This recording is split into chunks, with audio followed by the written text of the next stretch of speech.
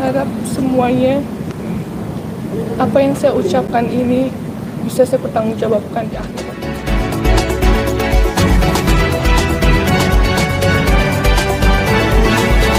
Dan dugaan terjadinya pelanggaran kode etik dan pedoman perilaku hakim yang dilakukan Majelis Hakim pada Pengadilan Agama Jakarta Selatan yang memeriksa dan mengadili perkara perceraian saya.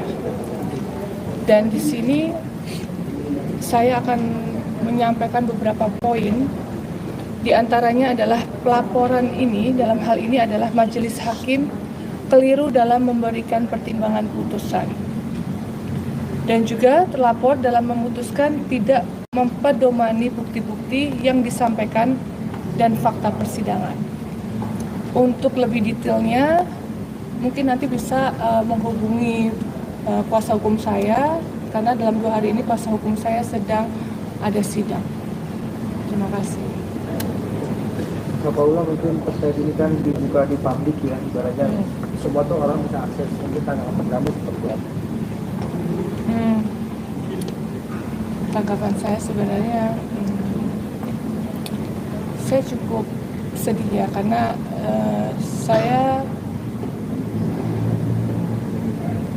menurut saya ini fitnah ini sudah terlalu jauh ya, sudah terlalu jauh. Dan di sini saya punya 2 anak laki-laki.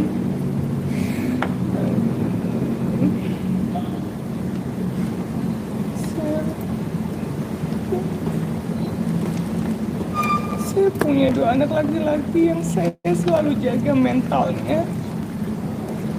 Mereka akan tumbuh besar melihat pemberitaan ini yang cukup masif.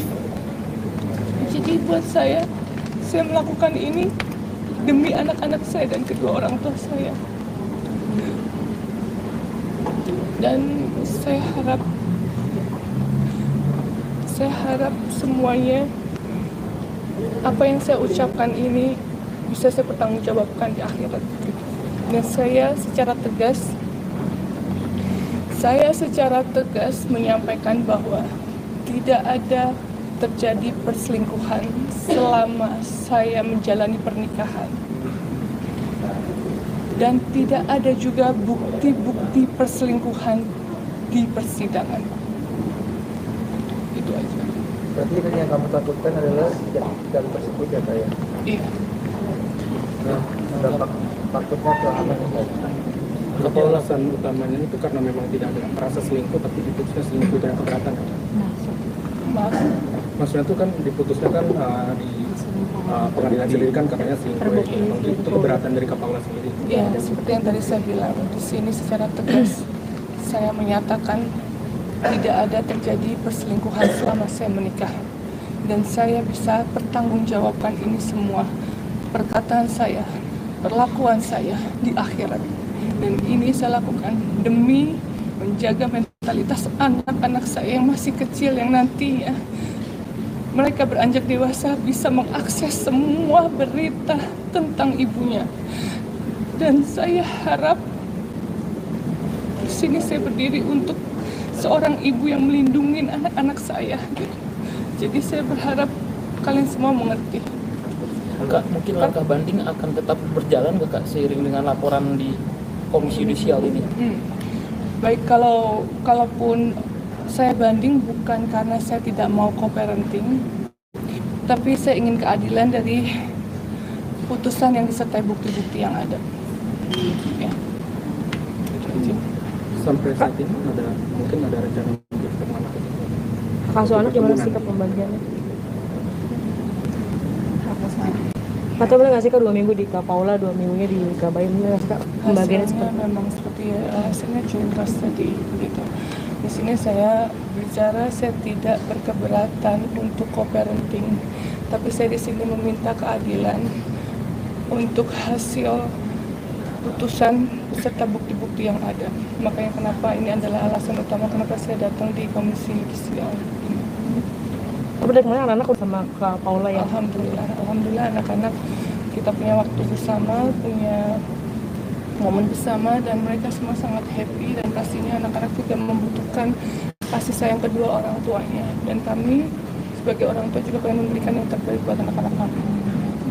Kan nafkah Made dan Idir yang tidak sesuai dengan tuntutan Kapolda seperti apa kak? Hanya dengan 1 M. Itu sih nanti biar saya yang bicarakan itu. Kapolda berarti Kapolda coba bantah di persidangan atau bagaimana? Semuanya sudah saya lakukan dan tidak ada bukti perselingkuhan itu gitu. Kan seperti kalian tahu juga secara undang-undang bukti perselingkuhan itu kan berat ya dibuktikan, dan saya bisa bicara di situ tidak ada bukti perselingkuhan, tidak ada rekaman, dan juga 4 saksi yang melihat kalau saya berselingkuh gitu. Jadi saya cuma di sini meminta keadilan untuk kedua anak-anak saya dan juga kedua orang tua saya. Itu aja sih. Terima kasih. Kapolda maaf, mungkin juga pengen kejanggalan di putusan sidang kemarin nggak sih Kapolda? Ada kejanggalan di putusan tersebut. Itu dia kenapa ada kejanggalan? Oh iya, kejanggalannya iya, tadi saya merasa ada dugaan terjadinya pelanggaran kode etik tadi dan juga pedoman perilaku hakim yang dilakukan majelis hakim di Pengadilan Agama Jakarta Selatan. Gitu. Kapolda ingin maaf kalau ingin menghadirkan Niko nih untuk klarifikasi kalau memang selingkuh itu tidak pernah benar gitu kak. Untuk klarifikasi. Udah pernah bikin klarifikasi? Siapa? Saya udah pernah bikin klarifikasi di Instagram.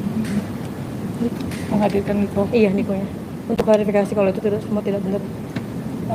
Sebenarnya saya sudah awalnya kami sepakat memang kami berteman ya dari pihak sana, cuman ya saya juga tidak tahu ya apa yang menjadi alasan tiba-tiba mereka mengundurkan untuk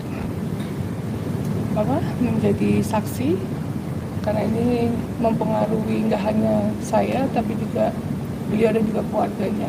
Ya, saya terus dalam kasus perceraian ini saya banyak banget belajar untuk kita tidak bisa bergantung pada manusia. Insya Allah saya sebagai manusia saya belajar lebih baik gitu.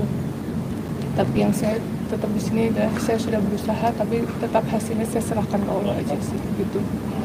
Saya banyak belajar tidak boleh bergantung pada manusia gitu. Kapolda, artinya dengan penjelasan dari atau pengadilan agama yang menilai atau hasilnya sebagai Kapolda sebagai isinya itu menjadi pencemaran nama baik juga masih untuk Kapolda sendiri. Sebenarnya saya manusia biasa ya. Saya tidak luput dari kesalahan. Berusaha semaksimal saya untuk menjadi lebih baik dan juga memperbaiki diri terus gitu.